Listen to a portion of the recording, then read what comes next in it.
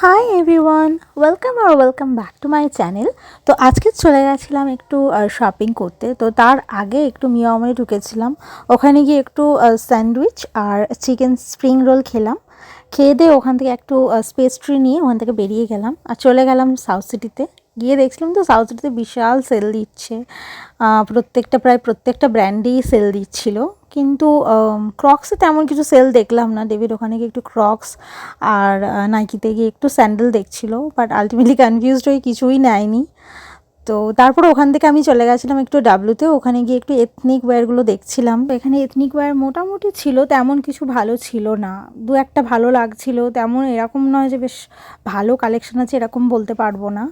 তো ওই কটার মধ্যেই বেশ এটা একটা ভালো লাগলো, তো আমি ওকে জিজ্ঞেস করছিলাম নেবো কি নেবো না।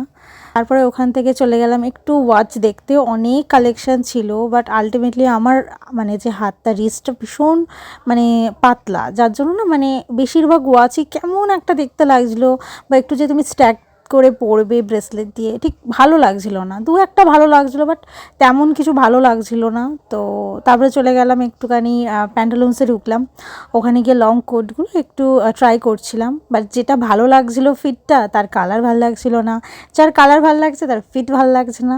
তো প্রায় অনেক কটাই আমি ওখান থেকে ট্রায়াল দিয়েছি। তো তারপরে আমি ওখান থেকে চলে গেছিলাম একটু জুয়েলারি দেখতে, প্রায় প্রচুর জুয়েলারি ওখান থেকে দেখেছি।